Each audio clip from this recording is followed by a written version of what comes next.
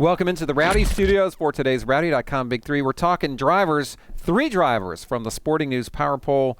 We're both voters. We are members of the voting panel for the Sporting News Power Poll. I feel so exalted. But we don't know which 3 we're going to talk about. We're going to pick them out of this Dale Jr. replica helmet. My lovely assistant will pick the first name. Well, I'm not your assistant. I'm somebody's assistant. You're sure as hell not lovely. Oh, I don't know about that. Number 17, Paul Menard. Yeah, who was the story at the beginning of the season? Paul Menard. I mean, at the beginning of the season, it's Paul Menard. Look at Paul Menard. Where's he come from? Look what he can do with good equipment. He's going to make the chase. Well, wait a second. Everybody knew it was going to be an uphill battle for him to make the chase. Everybody was on the Paul Menard bandwagon Everybody felt at the beginning like, of the season. Look, he's shown a lot more consistency. He's had some great finishes. It's not fluky. It's hard as hell to make the chase. But he hasn't. It's hard to make the chase. He showed consistent finishes at the beginning of the season. Yeah. Yeah, about halfway through, he disappeared completely. Look, he's had an up and down year. He's made improvement. This is not all going to happen at once for him. I think it's been, by and large, a good year for Paul Menard. He's a factor in races now. I think it's been a good half a year for Paul Menard. I disagree. I think your expectations were way too high based on the beginning part of the year. I guess you were one of those guys who was on the Paul Menard bandwagon. Oh, no. I was never there. Oh, no. No, I was never. Look, I think the season is salvageable for Paul Menard. I think the season's been great already. I think if he grows back the soul patch and the mutton chops. All right, let's pick another name. He could turn this thing around. I'm going to pick this time. I'm more of a lovely type. Yeah, okay. Let's see who we got. Ryan Newman. Weighing in at number 11. Ryan Newman. This guy is going to fight, scratch, and claw. Is he going to make the chase? Well, is he going to make the chase? He sure as hell has been more consistent than his owner thus far. So far. And he's been consistent. I mean, if Tony probably would be past Ryan in the standings if he hadn't got taken out by Brian Vickers. I don't know if that's true or not.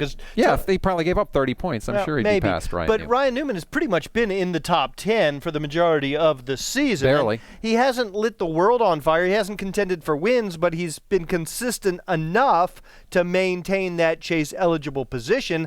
I see no reason for that to change unless somebody else knocks him out, like a Denny Hamlin or a Tony Stewart. But I think this is the problem that Ryan Newman has, is he's vulnerable. They've made some big changes over there recently when they let Bobby Hutchins go.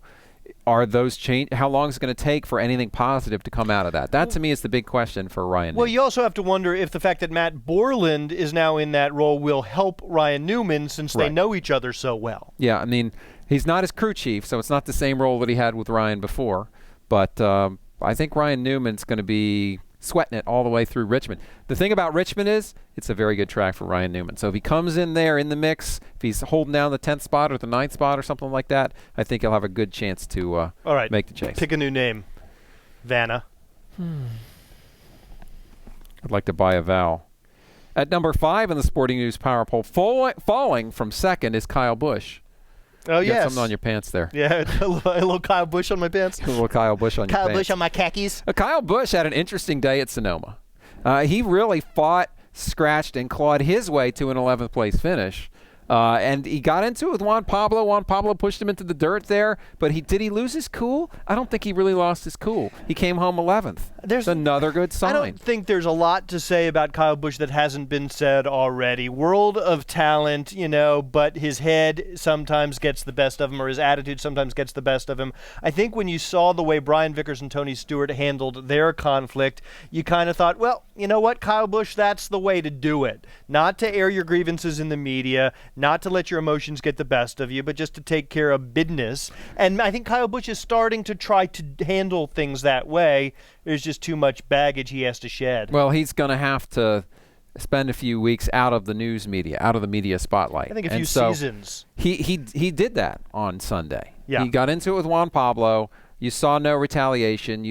All you saw was really him just fighting his way back to 11th. I think it's a very good sign for him. And I think the question still remains, does he spread himself too thin with his truck efforts and nationwide efforts in order to be a true championship contender? We'll have to see. That's our look at 3 of the drivers from the top 25 in the Sporting News Power Poll. You can check it out at sportingnews.com. Rowdy.com. Say it like it is. Say what like it is? Rowdy.com.